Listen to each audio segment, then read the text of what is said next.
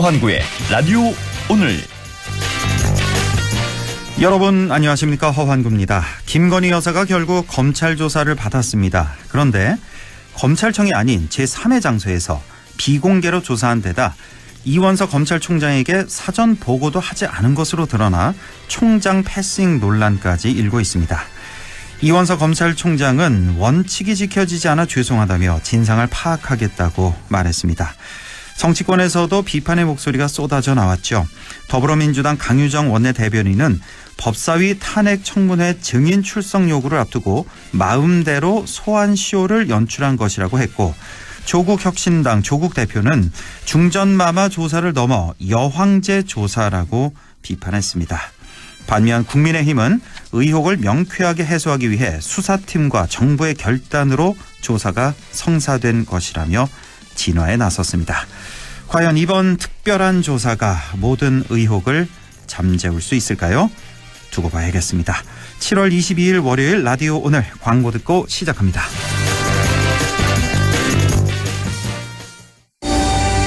이 음악을 듣고 하던 일을 잠시라도 멈췄다면, 이 소리를 듣고 잠시라도 설레었다면, 당신의 리니지 M은 아직 끝나지 않았다는 이야기입니다. 새롭게 쓰일 당신의 이야기. 신서버 말하는 섬 오픈. 리니지 M. 12세 이용가. 나에게 꼭 맞는 생유산균 락토핏. 아기에게 락토핏. 아이들도 락토핏. 우리 가족 락토핏. 맞춤형 생유산균. 내 몸에 fit 락토핏. 종근당 건강기능식품입니다. 당신은 아마 아직 모를 거야. 장기레트 숨은 강자. 아마 믿지 못할 거야. 합리적인 이 가격을. 장기렌트의 숨은 강자 홈페이지에서 실시간으로 확인하세요. 아마존카. 부장님, 실장님, 국장님. 이사님. 일은 오래 했지만 연금 관리는 왕초보. 퇴직금 목돈 어떡하지? 퇴직연금 IRP. 믿을 곳은 미래에셋증권. 퇴직금 키우기, 절세, 인출, 연금 포트폴리오까지. 연금은 미래다. 미래에셋증권. 원금 손실 유의 및 투자 전 설명 청취. 네, 라디오 오늘 월요일 순서 시작합니다. 1부 양승진의 슬기로운 뉴스 생활 함께하고요. 2부 이슈 오늘에서는 대구시가 취수원을 안동댐으로 옮기려 하자 시민사회단체는 반대하고 있는데요. 잠시 후 안동환경운동연합 김수동 의장을 연결해서 자세한 얘기 나눠보겠습니다. 이어서 안상준의 세상 읽기도 함께하겠습니다. 라디오 오늘 유튜브로도 다시 들으실 수 있습니다. 많은 애청 바랍니다.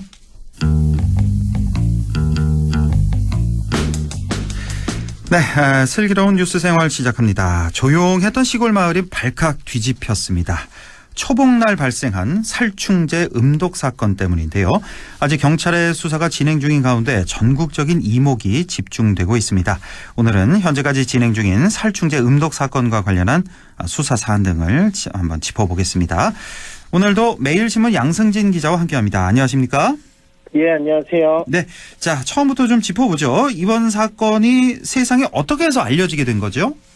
네, 초복이었던 지난 15일 오후 1시부터 한 3시쯤 한 2시간 정도에 봉화읍의 한 경로당에서 주민들 4명이 심정지, 의식 저하 등의 증세를 보여서 이제 병원으로 옮겨졌습니다. 예. 이들은 이제 봉화읍의 한 경로당 회원들인데, 이날 낮 12시쯤에 봉화읍의 한 식당에서 회원들 41명과 함께 오리고기를 나눠 먹고 탁구와 같은 취미 활동을 하기 위해서 인근 복지관과 경로당으로 이동을 했다가 이 같은 변을 당한 것으로 처음에 알려졌거든요. 예. 병원 이송 이후에는 심정지 증상 등은 어느 정도 호전이 됐으나 의식을 회복하지는 못했고 이때까지만 하더라도 단순히 식중독 증상을 보였던 것으로만 전해졌습니다. 예. 자, 그런데 전혀 예상하지 못한 반전이 있었는데 바로 이송됐던 3명의 위세척액 등에서 바로 그 농약 성분이 확인됐잖아요.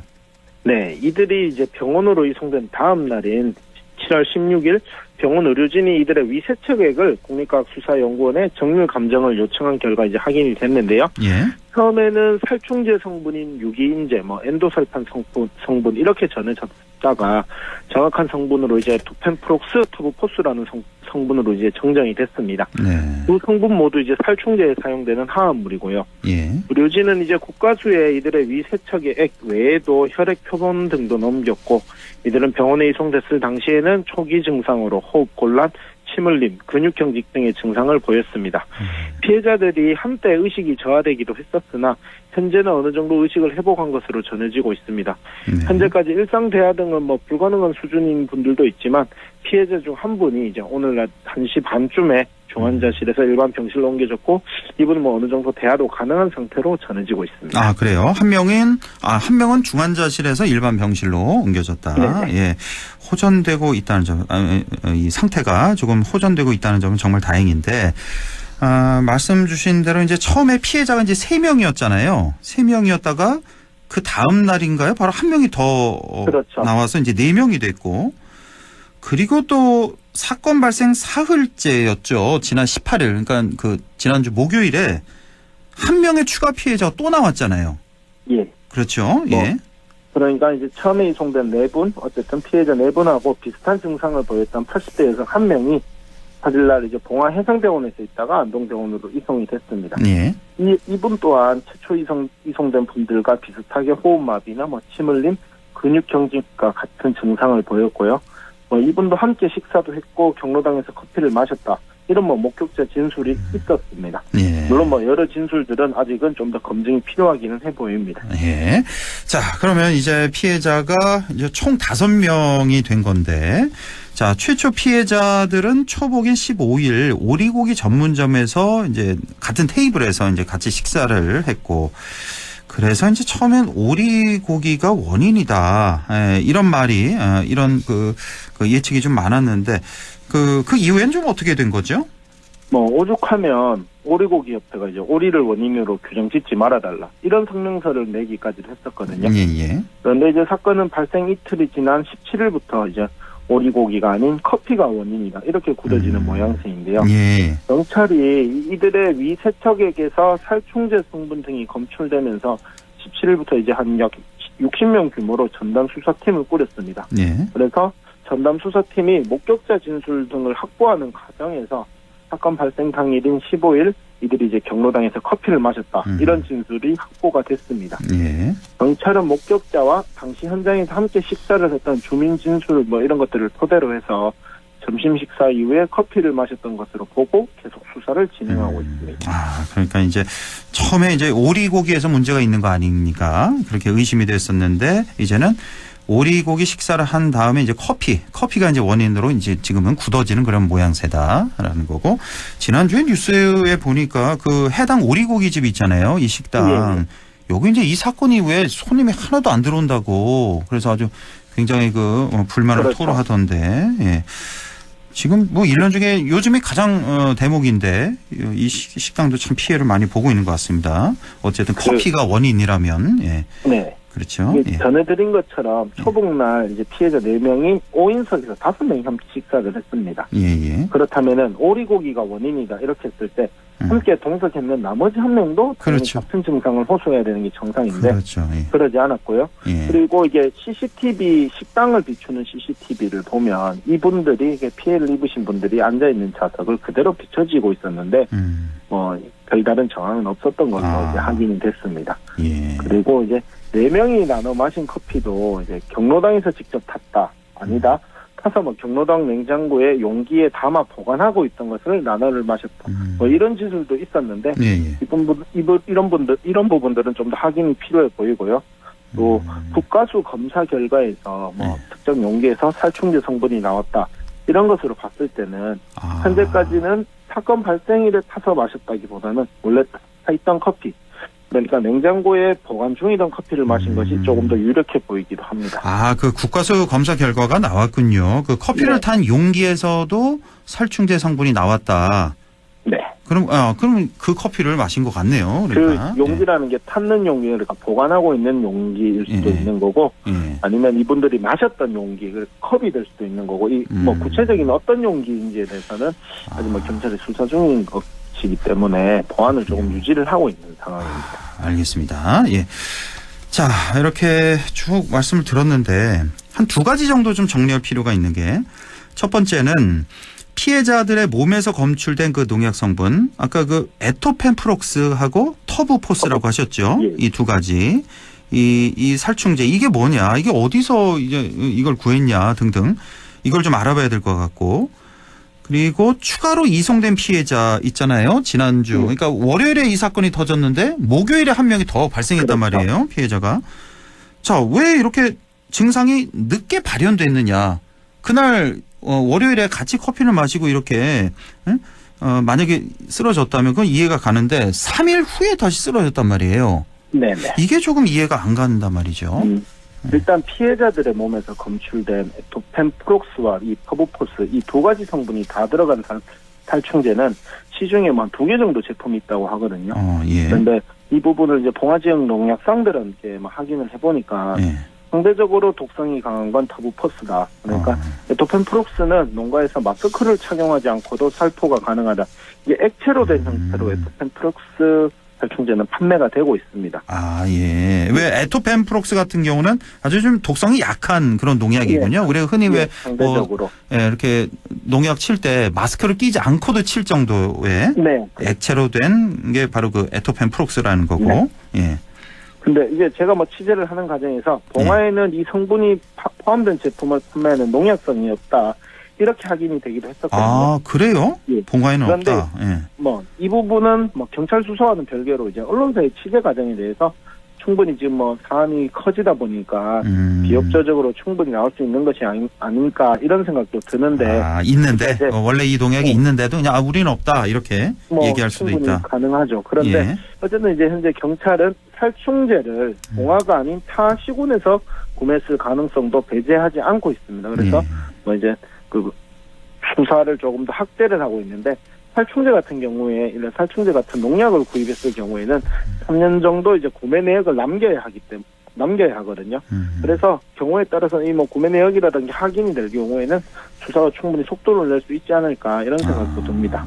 뭐 조사할 게 많군요. 이 에토펜프록스는 액체 형태고 터부포스는 가루 성분이고, 근데 시중에 있는 두 가지 성분이 포함된 살충제는 또 입자를 녹여야 되기 때문에 또 뭐 섭취 전에 충분히 알아차릴 수도 있었을 것 같고, 좀 복잡하네요. 이게 좀 어떻게 봐야 될까요? 뭐 두 가지 성분을 혼합을 했을 가능성도 배제를 할 수 없을 것 같고요. 예. 아니면 특정 이 두 가지 성분이 다 함유되어 있는 특정 제품을 뭐 용해를 시켜서 그 액체를 사용을 했다거나 뭐 이랬을 가능성도 충분히 있을 것 같습니다. 예. 그래서 특정 성분이 나왔다고 해서 두 가지 성분을 포함하는 살충제를 사용을 했다. 뭐 이런 것들은 아니기 때문에 아직까지 100% 어떤 제품을 사용을 했다. 뭐 이렇게 결론을 내릴 수 있는 단계는 아닌 것 같습니다. 그렇군요. 지금 뭐 경찰에서 지금 수사를 아주 열심히 하고 있는데, 아까 그 수사팀이 몇 명이라 했죠? 뭐 60명이라 그랬나요? 네, 60명 정도. 그렇죠. 예, 꽤 많은 수사 인력들이 지금 수사를 하고 있네요. 자, 다음으로 증상이 늦게 발현된 경우 있잖아요. 3일 후에 발현된 경우. 이거는 또 어떻게 봐야 됩니까? 뭐 여러 가지, 일단은 경찰 입장은 여러 가지 가능성을 열어두고 있다. 그래서 이제 근데 이 여성이 병원으로 이송된 게 지난 7월 18일이었는데 이송 이후에 이제 경찰이 이 여성의 집에 대해서 수색을 진행을 했습니다. 그런데 뭐 이제 수색의 원인은 뭐 정확하게 알 수는 없지만 설명을 하는 걸로는 어떻게 이제 살충제 성분을 섭취를 하게 됐는지 뭐 이것들을 이제 확인하기 위한 작업이었고, 집 주변의 CCTV라던가 그다음에 뭐 쓰레기라던가 이런 것들을 좀 확인을 했다고 하더라고요. 참 의문스럽습니다. 그러니까 이 늦게 발현된 이 증상이 늦게 발현된 이 할머니 같은 경우는 그 월요일에 3일 전에 먹은 그 성분이 3일 후에 발현이 된 건지, 아니면 그 3일 후에 다시 섭취를 한 건지, 이건 좀 의문이네요, 정말. 예, 그래서 뭐 예를 들어 3일 뒤에, 사흘 뒤에 이런 것들이 발현될 수 있는지 여부에 대해서도 뭐 이제 뭐 전문가들, 뭐 의사라던가 이쪽에 소견을 지금 받고 있는 걸로. 아, 그래요. 그러니까 우리 뭐 상식으로는 뭐 네. 당장 뭐 섭취하고 뭐 몇 시간 후에나 그렇죠. 아무리 늦어도 뭐 그날 당일 이렇게 발현될 것 같은데 3일 후에 발현되다 이게 좀 의문스럽고. 자, 우리 지역에서 이제 가끔씩 이런 사건이 있습니다. 뭐 경로당 뭐 이런 데서. 그 지난 2015년이었죠. 상주 공성에서 발생한 이른바 농약 사이다 사건 아마 기억하실 텐데 네. 이것도 있었고, 청송에서 2017년에 농약 소주 사건, 포항에서 2018년에 농약 고등어탕 사건, 이런 등등의 좀 유사한 사건들이 많이 있네요. 그 상주에서 발생한 농약 사이다 사건은 공교롭게 사건 발생일이 초복이었습니다. 아, 그날도 초복이었어요. 그때도. 예. 경로당 냉장고에 든 사이다를 마신 어르신 6명 중 2분이 숨졌고 4분이 뭐 당시 중태에 빠졌었는데. 아, 지금 소리가 좀 안 들렸거든요. 예, 다시. 예. 예. 경로당 냉장고에 든 사이다를 예. 마신 어르신 6분 중에서 2분이 숨졌고 4명이 이제 당시 중태에 빠졌습니다. 당시 2명 사망, 4명 예. 중태. 예. 그런데 이제 범인은 유일하게 사이다를 마시지 않은 여성으로 현재는 국내 최고령 무기수로 복역 중에 있고요. 아, 그렇습니까? 예. 그리고 청송 농약 소주 사건은 마을회관에 든 소주를 마을회관에 있는 뭐 소주를 나눠 마신 2명 중 1분이 숨졌고 유력 용의자는 이제 경찰의 거짓말 테스트기 뭐 이렇게 하면서 이제 수사망이 좁혀오자 극단적인 선택을 하게 됐습니다. 사건 이후에 이제 당시 유력한 용의자와 주민 간의 불화가 있었던 것으로 전해지고 있고요. 예. 그런데 이제 이 사건들을 뭐 동화 사건과 비교해 보면 마을회관과 경로당과 같은 다중 이용시설에서 먹은 음식물이나 음료에서 농약 성분이 검출된 점은 상당히 유사해 보입니다. 하지만 아직은 경찰 수사가 진행 중인 상황이기 때문에 이웃 간의 갈등이 사건 발생의 원인이었던 앞선 사건들과 뭐 100% 완전히 똑같다 이렇게 말할 수는 없을 것 같고요. 그렇죠. 예. 이제 뭐 한 사건이 발생한 지 한 일주일 정도 지났는데 오늘 보면 이제 뭐 일부 주민들 상대로 DNA 검사를 한다거나 이렇게 어느 정도 속도가 나고 있거든요. 예. 그래서 정확한 사실관계 규명이 반드시 이뤄지기를 바라고, 또 현재 회복 중인 피해자들이 모쪼록 건강을 하루빨리 되찾을 수 있기도 기원합니다. 예, 알겠습니다. 지금까지 매일신문 양승진 기자였습니다. 고맙습니다. 네, 감사합니다. 네, 라디오 오늘 2부에서 뵙겠습니다.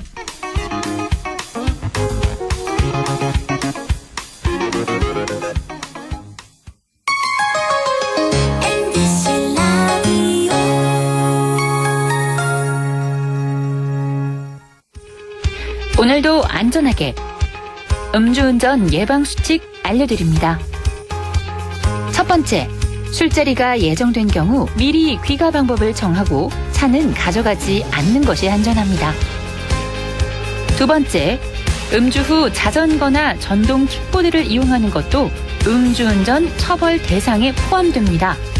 세 번째, 과음을 한 다음 날에는 대중교통을 이용해주세요. 숙취 음주운전 역시 처벌 대상입니다.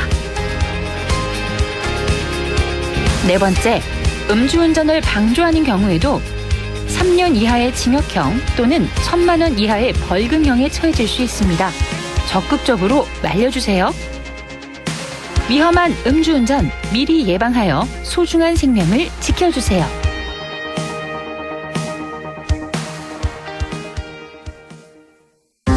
대한민국 인구의 5%, 이주 배경을 지닌 250만 명 이상이 함께 살고 있는 우리. 그 속에 우리 친구들이 있습니다.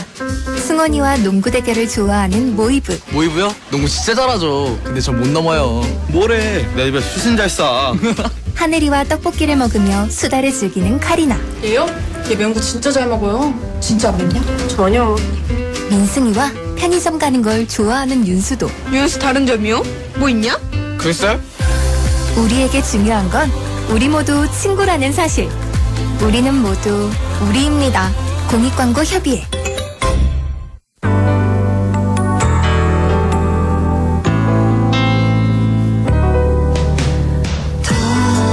어렵던 날도 많았죠. 우리 함께 한다면 따스함을 느껴요. 사랑이 있어요. 소중한 꿈을 이뤄봐요. 우리 함께 여기 있으니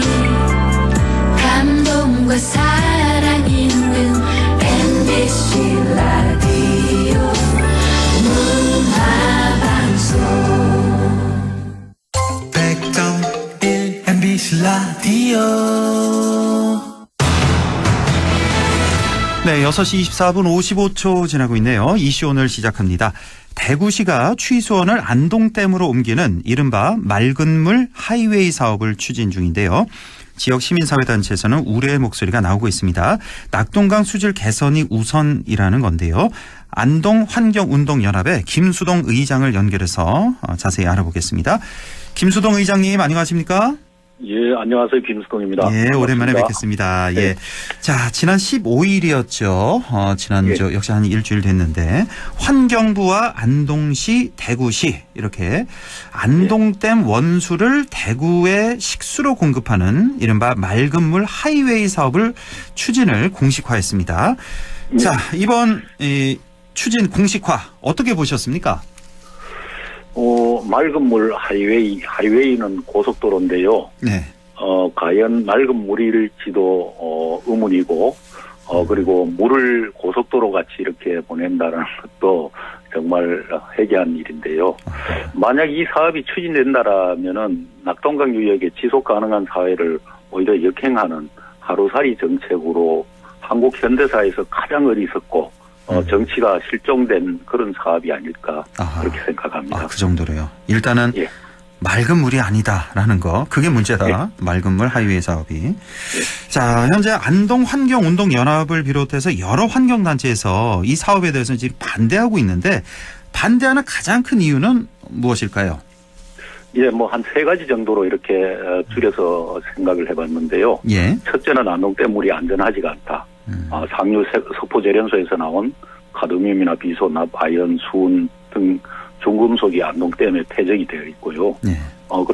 그래서 문제 제기를 하니까 몇 차례 걸쳐서 수질 검사를 했어요. 대구시에서.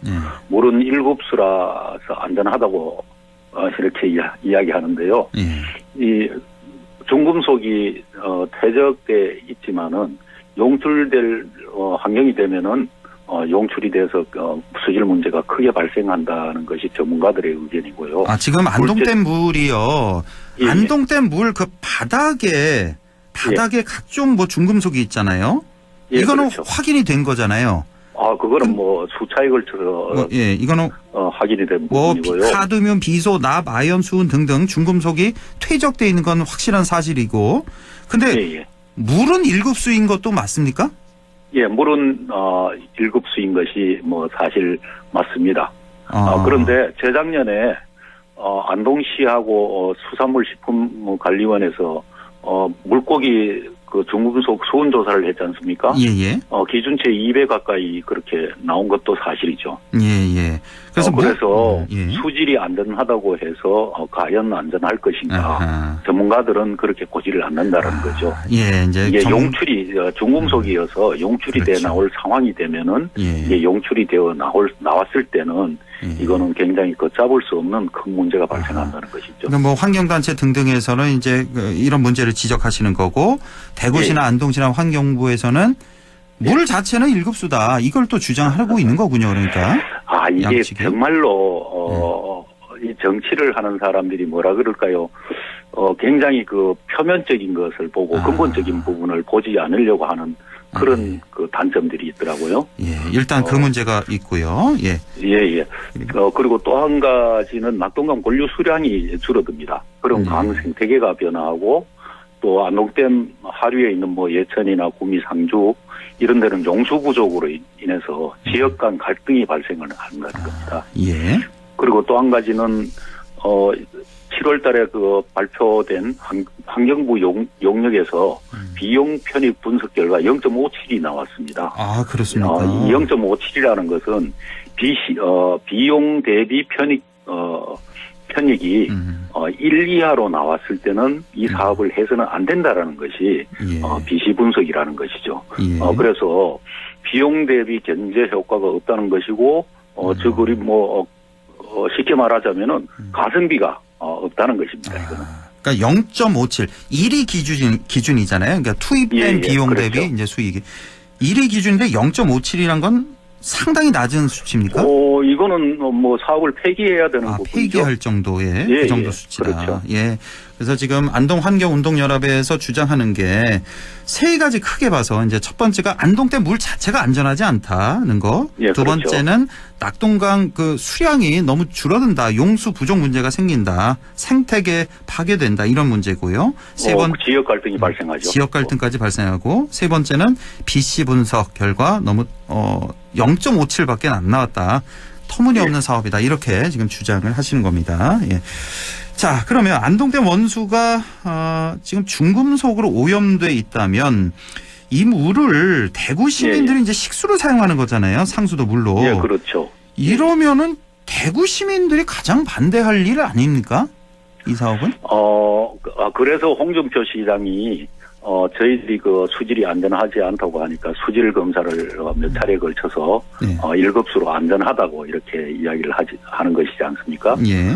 그래서 이걸 보면서 참 그야말로 달을 가리켰는데 달은 보지 않고 손가락을 보려고 합니다. 아하. 안동댐 중금속 문제는 여전한데 댐 아래에서 치수하면은 이게 안전할까요? 이런 거와 마찬가지입니다. 정수기 바닥에 중금속 오염 퇴적물을 깔아놓고 정수기를 통과한 물이 안전하다.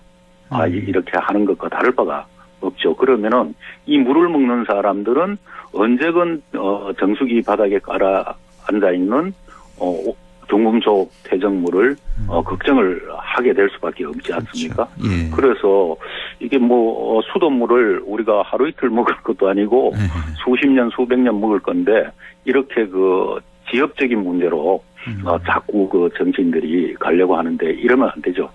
그리고 또 한 가지 덧붙일 것은 홍준표 대구시장님은 대통령을 꿈꾸고 있는 것 같은데 큰 정치를 하시는 분이 이렇게 지역적으로 가서 이 물은 안전하다. 그러니까 중금속 퇴적물은 그대로 근본적인 문제는 놔두고 안전하다고 하는 것은 정말로 이게 그 국가를 경영하실 분이 이러시면 안 되는데 정말 한편으로 또 걱정입니다. 그 정도까지. 그러니까 여기 한 가지 좀 확인해 보고 싶은 게 댐 아래에서 그러니까 중금속 문제가 있으니까 댐 아래에서 취수한다는 말이 그러면 물만 댐 밑으로 물을 내려 보낸 그 댐 밑에서 그걸 취수한다는 얘기인가요? 그러니까? 그렇죠. 그 본댐 바로 밑에 아래 보면은 그쪽에서 취수를 하겠다라고 이제 그 사실은 바꿨어요. 거기서 이게 말이 2022년도 7월달에서부터 뭐 안동시장이나 대구시장 이야기가 자꾸 바뀝니다. 저희들이 문제 제기를 하니까 그러면 이 문제는 이렇게 풀어야 되고 그러니까 처음에서부터 이게 그 안동댐 물을 대구로 보내는 것이 적절한지 안 한지 여기에 대한 검토가 전혀 없이 시작을 했다는 것이죠. 그렇군요. 그러니까 이쪽 주장은 반대편 주장은 그러니까 그 위에 있는 물을 내려보낸 거잖아요. 내려보낸 물만 그 취소하니까 거기서. 자 그러면은 그래서 이게 그 대구시장님이나 안동시장님은 그러면 안동댐에 있는 이 중금속 문제는 근본적인 문제는 해결할 생각이 없다는 것이죠. 그런 뜻이군요. 자, 그 다음에 이제 안동댐 그 원수를 쭉 도수 관로를 따라서 이제 대구 정수장까지 보낸다는 건데 그 길이가 무려 110km란 말이에요. 네, 어마어마하게 길죠. 이거 건설 비용이 이게 어느 정도나 예상이 되는 겁니까? 그러면? 지금 그 환경부에 용역을 의뢰해서 용역하는 것을 보면은 사업비가 1조 7천억이 넘는 2조 가까운 돈을 이렇게 비용이 들어가는 것이고, 그리고 이렇게 한다는 것이 사실은 이 낙동강이 안동에서부터 예천, 상주, 구미, 대구 옆으로 이렇게 부산까지 각 도시마다 이렇게 연결이 되어 있습니다. 그 영남 지역 그 5개 강력시도를 관통해서 흘러가고 있다는 것이 정말로 이게 사막 지역 같은 데서 보면은 축복 같은 데 아닙니까? 천혜 조건이 있는데 그렇습니다. 이러한 그 온전히 이렇게 사용 가능한 수원지가 바로 옆에 있음에도 불구하고 100km를 넘는 지하 갈로를 통해서 물을 공급을 한다. 정말 그 어리석은 짓이고 스스로 이렇게 천혜의 조건을 걷어 차버리는 꼴이 되는 것이죠. 그러니까 이 어마어마한 건설비. 제가 생각할 때는 정말로 이렇게 이 사안을 바라보는 눈이 이렇게 그 어쩌면 이렇게 협소할까 그런 생각이 듭니다. 예. 지금 봐서는 뭐 한 1조 7천억 원 추산, 뭐 2조 예. 가까이 되는 돈이다. 차라리 예. 그 돈으로 그 원래 그 중금속 같은 거 이런 거 오염원들 이런 거 제거하는 등등의 수질 개선에 써라 이런 얘기죠. 그러니까 한마디로 환경단체에서는. 예, 그래서 제가 생각하기는 2조 가까운 돈이라면은 안동댐에서부터 영풍석포재련소에서 문제되는 안동댐의 중금속 문제, 그리고 8개 보로 인한 녹조 문제, 그리고 이 공단에서 나오는 유해화학 물질, 비점 오염원 이러한 것들을 바로 잡는데 2조 원이면은 충분한 돈이 되지 않을까. 그러면은 낙동강 유역 5개 강력 시도에 1,300만 명이 어디서든 물을 안전하게 이렇게 바로 옆에서 물을 비용 줄이고 지역 갈등 없애고 그렇게 이 물을 쓸 수 있는데 굳이 대구 시민들만을 위해 가지고 2조 원 가까운 돈을 써버린다. 이거는 사회 정의적 차원에서도 맞지 않고, 그리고 지역 갈등의 문제가 생기고, 그리고 지속 가능한 이 낙동강 유역 사회를 만들기 위해서는 낙동강 본류수를 안전하게 만드는 것이 최선의 방법이 아니겠습니까? 예. 그리고 또 한 가지는 기후위기 시대가 오면은 이게 그 홍수나 가뭄이 극한적으로 이렇게 극단적으로 나타나는데 만약에 지류지천에서 이 가뭄으로 인해 가지고 물이 없을 때는 본류물을 사용을 해야 되는데 이때 가서 이 지선을 옮겨서 더 이상 상수원으로 쓰지 않는 강이라면은 개발 욕구가 이렇게 일어납니다. 그럼 개발을 한번 해서 오염이 됐을 때 그거를 당장 사용할 수가 없지 않습니까? 그렇습니다. 그거를 다시 되돌리기 위해서는 수년에서 수십 년이 이렇게 걸리는데 그래서 지속 가능한 그리고 또 기후위기 시대를 대비하기 위해서는 2조 원 가까운 돈은 낙동강 본류수를 안전하게 만들어가지고 낙동강 유역에 1,300만 명이 사용할 수 있는 지속 가능한 사회를 만들자라는 것이 저희들의 생각입니다. 예, 그렇군요. 자, 아까 BC 0.57 나왔다 그랬잖아요. 네. 그래서 이렇게 나오면은 예타 통과가 이제 어렵지 않겠습니까? 그래서 이제 그렇죠. 대구시에서 이제 특별법 제정을 추진한다는데 이건 어떻게 보세요? 이 문제. 지난 15일 날 7월 15일 날 특별법을 그러니까 3자 회동을 통해 가지고 특별법을 만들어서 예타를 면제를 하자. 예비 타당성 조사를 면제를 하자라는 것은 정말로 특별히 이게 공익적인 가치가 있기 때문에 경제성 분석보다가는 공익적 이익이 우선돼야 된다. 이런 차원에서 그 예타 면제를 사실을 하는 것들이 있습니다. 그런데 이게 예타 면제가 우리가 김대중 대통령이 만들고 나서 이후에 굉장히 왜곡돼서 굉장히 예타 면제 사업을 엄청나게 많이 했잖아요. 그러면은 아까 말씀드렸다시피 낙동강 유역 전체를 안전하게 본류수를 안동에서 부산까지 안전하게 만드는데 2조 원 가까운 돈이면은 충분할 것이다라고 생각되는데 대구 시민만을 위해 가지고 특별법을 만든다. 이거는 대구를 위해 가지고 특혜를 주는 것이요. 오히려 낙동강을 안전하게 만드는 것을 매면을 하고 그래서 이 특별법이라는 것은 특혜법이다. 그렇게 볼 수밖에 없고 이렇게 되면은 정치라는 것이 실종이 되는 겁니다. 이 정치인은 공익을 우선으로 해가지고 예산을 써야 되는데 이렇게 이 물을 가지고 정치 노름을 하는 사람들을 위해서 이 사람들을 위해서도 특별법이 만들어지고 거기에 돈이 쓰여진다. 그렇게 되면은 우리 정치가 정말로 온전한 방식으로 적용이 되지 않죠. 알겠습니다. 자, 이 안동환경운동연합의 이런 입장이 있지 않습니까? 이런 의견들. 이런 걸 혹시 권기창 안동시장하고도 얘기를 해보셨습니까? 직접 만나서 이야기한 적은 없고요. 22년도에 권기창 시장님이 이걸 안동댐에서 사실은 그때는 광역 상수도망을 만들어서 수도물을 만들어서 이거를 하류 지역에 대구에 팔아가지고 그 이익금으로 안동 시민들 수도물 반값 공약을 실현하겠다.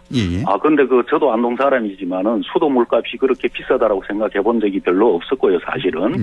이걸 반값 해달라고 한 적도 없는데, 그게 이제 그 변질이 되고 이렇게 해왔지 않습니까? 예. 한 가지 그 유의해 볼 점은요. 금기창 안동시장님이 10년 전에 했던 말이 있습니다. 어떤 말이었죠? 예천 경도대학 교수로 있을 때요. 예. 기란천 상류에 한반보를 만들어서 영천댐으로 치수를 하는 문제에 대해서 안동시의회에서 토론회를 했습니다. 이게 2013년 2월 15일입니다. 예. 그때 그 금기창 당시 교수님이 발제문에 보면은 한반도 상류에 비해서 상대적으로 하류에 물이 부족하다. 그러니까 영천댐으로 치수를 했을 때 그리고 또 한 가지 기란천의 유속과 유량이 달라져서 발생하는 유격화 현상이 생긴다. 육화 현상이죠. 그리고 또 육화 현상으로 인해서 생태계가 하류의 생태계가 교란이 된다. 그리고 또 한 가지는 아름다운 기란천 환경 파괴와 한반도 치수는 꼭 막아야 하는 안동의 중요한 문제이며 재앙이라고 이렇게 그 당시 역설을 했습니다. 그렇습니까? 그러면은 10년 전에 했던 말이라서 잊어버리셨는지 아니면 10년 전과 지금은 상류 치수로 인해 하류의 하천에 문제가 생기던 것이 지금은 또 괜찮다는 것인지 정말 물어보고 싶었는데 거기에 대한 답변은 안 하시더라고요. 2년째. 그리고 이게 대구에서 애초에 필요했던 물이 60만 톤이 어느 정도일까 제가 계산을 한번 해봤어요. 성덕댐에서 기란천에 치수를 해가지 않습니까? 결국은 성덕댐에서 기란천으로 하류 방류량이 대략 5만 8천 톤입니다. 그러면 60만 톤이면은 하루에 기란천 10개 정도가 낙동강 본류에서 사라지게 됩니다. 그 정도입니까? 이렇게 되면은 그 10년 전에 금기창 당시 교수님이 이야기했던 하류의 육화 현상, 생태계 교란, 이러한 그 안동에 재앙이 온다. 이게 그대로 실현되는 겁니다. 그런데 지금 와가지고는 오히려 거기에 대한 이야기는 전혀 하지를 않고 있는 거죠. 알겠습니다. 오늘 이 시간을 통해서 이제 안동환경운동연합의 입장은 충분히 들은 것 같고요. 다음 시간에 또 저 안동시의 입장도 한번 섭외를 해서 들어보도록 하겠습니다. 혹시 꼭 하고 싶은 마지막으로 꼭 하고 싶은 말씀 있습니까? 간단하게. 정치라는 것이요. 그 국민들이 그 편하게 살 수 있도록 그리고 지속 가능한 사회를 이렇게 만들어야 되지 않습니까? 그런 그 지역적인 이런 부분을 보지 말고 정말로 낙동강 유역 1,300만 명이 갈등 없이 안전하게 그 물을 공급받을 수 있는 이러한 그 방법을 찾아가는 것이 정치인들이 해야 될 일이라고 저는 그 생각을 합니다.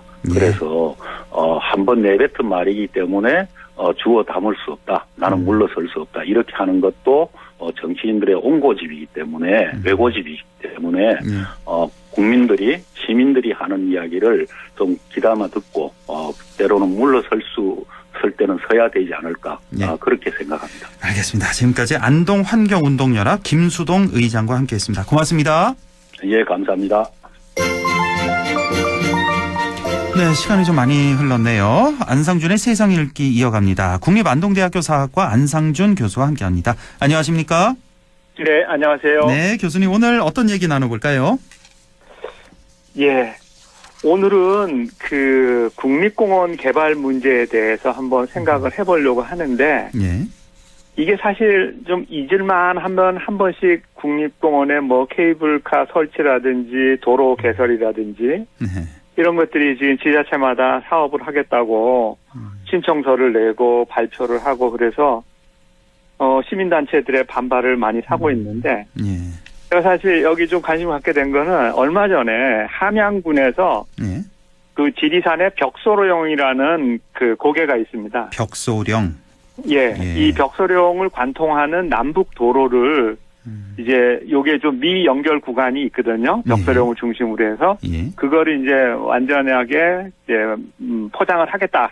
이렇게 지금 얘기를 해서 시민단체의 거센 반발을 사고 있는데 오늘 이제 전반적으로 지자체에서 내건 국립공원 개발에 대해서 한번 생각해보는 시간을 갖고자 합니다. 지리산에 이제 벽소령 남북을 가로지르는 그런 도로를 내겠다. 이거 혹시 뭐 터널을 새로 뚫고 뭐 이런 공사입니까? 아니면 구체적인 건 잘 모르겠는데요. 기존에 있는 뭐 도로를 뭐 넓히거나 포장하거나 뭐 그렇죠. 이런 등등의. 그러니까 산을 이제 넘어가는 도로니까.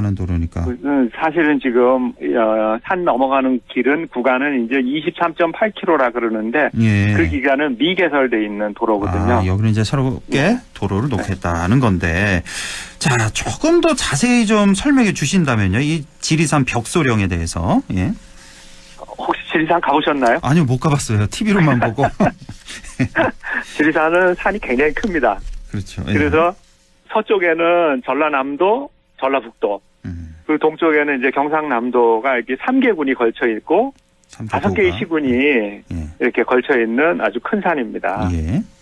그래서 이제 그 북쪽에 있는 그 시군이 한양군인데 한양군에서 시작을 해서 마천면이라는 동네에서 시작을 해서 남쪽으로 벽서령을 건너서 남쪽으로 내려오면은 그 하동군 대성리 쪽으로 내려와요. 하동군으로요. 예. 그러니까 이제 근데 그 지리산 요 한양 구간이 어떤 의미가 있냐면 그 전체 서쪽에서 동쪽으로 가는 긴 그 누워 있는 능선의 정중앙이에요. 정중앙이군요. 지금 도로 놓으려고 하는 데가. 그래서 이 북쪽에서 남쪽으로 이 도로를 뚫으면 산을 반을 딱 쪼개는 그런 효과가 나요. 예.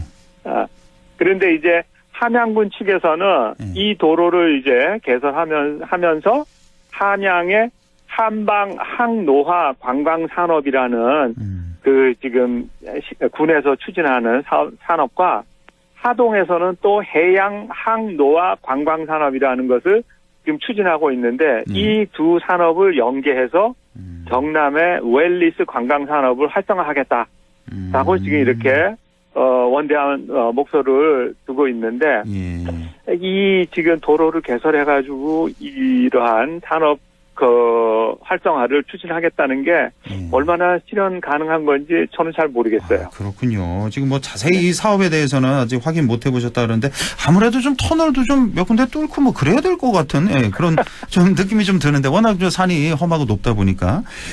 우리 교수님이 또 산을 아주 사랑하시는 분이셨군요. 보니까 뭐 지리산도 몇 번 다녀오시고 그런 것 같은데 교수님 뭐 지리산에 대한 뭐 추억과 애정이 많으시다고요? 네, 제가 몇 주 전 방송에서도 6월 하순에 방송에서도 북한산 얘기를 한번 한 적이 있는데 예, 제가 이제 산을 다른 것보다도 산을 좀 찾는 걸 즐겨 합니다. 젊었을 때는 좀 더 많이 다녔었고요. 근데 지리산이 아까 제가 큰 산이라고 그랬는데 그 지리산은 이제 보통 서쪽에 구례 화엄사에서부터 시작하면은 저 동쪽에 산청에 대원사까지 이렇게 가는 길은 화엄사에서 대원사까지 가는 길은 총 길이가 한 70km 정도 돼요. 와, 어마어마하네요.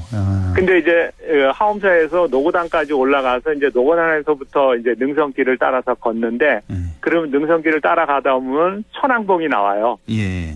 근데 그 노고단에서부터 천왕봉까지 가는 길이 약 한 45km 정도 돼요. 예. 그러니까 보통 이제 지리산에 간다 그러면 산을 좀 많이 타본 사람은 이 능선 종주 코스를 택하는 경우가 많은데, 이 지금 노고단이라든지 좀 가면은 반야봉이라나 천왕봉은 다 1500m 이상 되는 굉장히 높은 봉우리들이 연이어 있는 거기 때문에 그 능선을 걷는 맛이 굉장히 좋고, 지리산이 주는 최고의 선물이기도 하고, 산을 좀 이제 타본 사람들은 지리산에 이렇게 그 등선을 타면서 지리산에 안겨서 걷는 맛이 남다르거든요. 근데 그 중간에 이제 벽소령이라는 곳이 있는데 이 벽소령에는 산장이 있습니다. 벽소령에 요즘에 이제 대피소라고 우리가 부르죠. 근데 이제 이 산장을 중심으로 해서 이제 그 동서로 이렇게 나뉘는데 요 구간에 이제 길이 생긴다는 거. 남북으로 길이 생기니까 이 산을 좀 좋아하는 사람들의, 지리산을 좋아하는 사람들의 입장에서는 굉장히 조금 이 인공적인 도로가 들어오면서 자연을 훼손하는 듯한 그런 느낌을 많이 받게 되죠. 그렇네요. 예. 자, 그러면 지금 뭐 이쪽 산행을 하면서 뭐 엄청 힘들게 산행했던 그런 적도 있었다, 젊었을 때. 뭐 쭉 말씀을 주셨는데 이 글을 주셨는데 이거 다음에 좀 소개를 해 주시고요. 이 에피소드는 자, 이곳을 이제 개발을 하게 되면은 불가피하게 이제 훼손이 될 텐데 반대 의견도 지금 상당히 많을 것 같습니다. 예, 어떻습니까? 상당히 많을 것 같아요. 근데 우리가 이제 대표적으로 지금 국립공원 개발가라 해서 이제 떠오르는 거는 설악산 케이블카 설치였어요. 예. 설악산도 그렇고 우리 문경의 그 주울산도 케이블카 온다고 하잖아요. 그렇죠. 예. 근데 아마 전국적으로 아마 설악산 케이블카는 굉장히 이제 시끄러운 문제였고 아주 거의 한 뭐 수십 년을 끌어온 그런 문제였기 때문에 근데 이게 작년 2월에 이제 환경부에서 조건부 이제 케이블카 설치 승인을 냈는데 환경 영향 평가를 통과하는 걸 전제로 해서 지금 좀 동의를 했단 말이에요. 예. 이거 완전히 끝난 건 아니에요. 여전히 이제 논란의 여지가 남아 있는데 이 논란을 좀 정리해 보면은 찬성하는 쪽에서는 이제 경제적인 그런 이점도 내세우고 또 산에 너무 많은 사람이 걸어서 올라가니까 산이 좀 패이는 그런 문제도 있고 또 누구나 또 산에 접근할 수 있는 그런 기회를 보장한다 이런 측면이 있는데 이것도 뭐 무시할 수 없는 주장이에요. 다 일리가 있고 이쪽 주장도 그렇습니다. 그래서 그 지자체에 사시는 주민들 입장에서는 경제적인 거를 또 마냥 내몰라라 할 수도 없는 건데 사실은 근데 국립공원을 지정한 취지 자체가 보전을 전제로 해서 지속 가능한 이용을 하는 것을 전제로 하기 때문에 이 개발을 하는 것은 대단히 많은 그 사항들을 좀 염두에 두고 그리고 이제 천천히 해야 되는데 이제 그런 부분에서 좀 미약하지 않나. 예를 들면 설악산 케이블카 놓을 때 법정 보호종을 어떻게 보호할 건지 그 백두대간 보호 지역을 또 어떻게 또 유지할 건지 뭐 이런 등등의 여러 가지 사안들에 대해서는 좀 막연한 대답으로 넘치고 넘어가려고 하기 때문에 저는 지금 국립공원 개발에 대해서는 사실은 굉장히 부정적인 입장을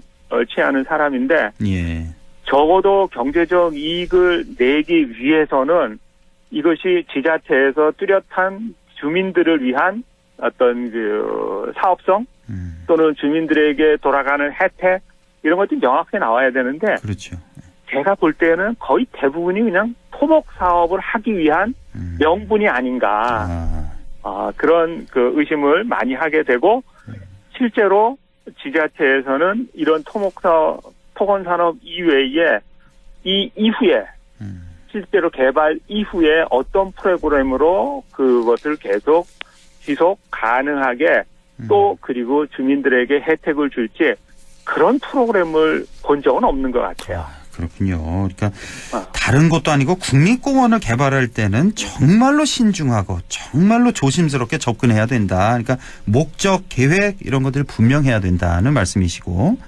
자, 오늘의 결론 말씀 들어볼까요? 마지막으로.